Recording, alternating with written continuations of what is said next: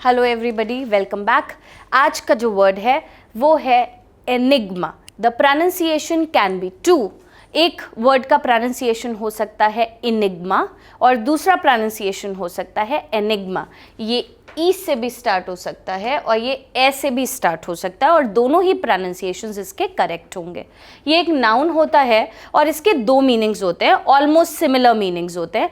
हिंदी में आप इसको कह सकते हैं पहेली, जो आपको चकरा दे, something that baffles you, confuse कर दे, आप परप्लेक्स्ड हो जाएं, उसके लिए ये वर्ड यूज़ किया जाता है। फर्स्ट मीनिंग देख लेते हैं। समथिंग और समबडी मिस्टीरियस और डिफिकल्ट टू अंडरस्टैंड। कोई भी ऐसा पर्सन या कोई भी ऐसी चीज़ जिसको समझने में आपको बहुत ज़्यादा तकलीफ हो, बहुत ज़्यादा डिफ़िकल्टी हो, उसको बोलते हैं एनिग्मा। वो पर्सन भी हो सकता है और वो कोई चीज़ भी हो सकती है। एनिग्मा वर्ड बहुत सारे लोग बहुत सारे बैंड्स के लिए यूज़ कर लेते हैं।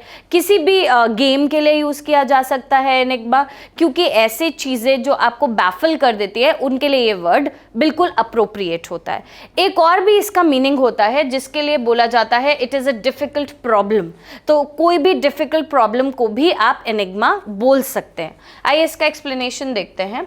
सिनोनिम्स मैंने दो तरीके से लिखे हैं। एक तो पहले वाले को डिस्क्राइब करते हुए, जो कि मैंने आपको अभी इधर बताया था, विच वॉज समथिंग और समबडी मिस्टीरियस या फिर डिफिकल्ट टू अंडरस्टैंड। उसके लिए synonyms are mystery, riddle, puzzle and a closed book. आपने कई बार देखा होगा बोला जाता है he is a closed book. उसके बारे में बहुत ही डिफिकल्ट है समझना कि वो कब क्या करेगा और उसके दिमाग में क्या चल रहा है, उसके लिए भी यूज किया जा सकता है। तो अ क्लोज्ड बुक एक फ्रेज है जिसको यूज किया जा सकता है। Apart from that mystery, riddle, puzzle आपको पता होगा। ये वर्ड्स बहुत ही ज्यादा जनरल है। तो एक ब्यूटीफुल सा वर्ड आज आपने और सीख लिया विच इज एनिग्मा, जो कि आप यूज कर सकते हैं instead of using riddle, puzzle या फिर मिस्ट्री।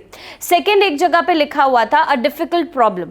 तो किसी भी डिफिकल्ट प्रॉब्लम के लिए उसके सिनोनिम्स हो सकते हैं। ब्रेन टीजर है, आपने सुन रखा होगा। कई पजल्स होते हैं जिनका नाम भी लिखा होता है, ब्रेन टीजर है ये। सो ब्रेन टीजर बोला जा सकता है। एंड एक ये वर्ड देखिएगा, प्रोनाउंसिएशन देखिएगा इसका, इट इज कनंड्रम।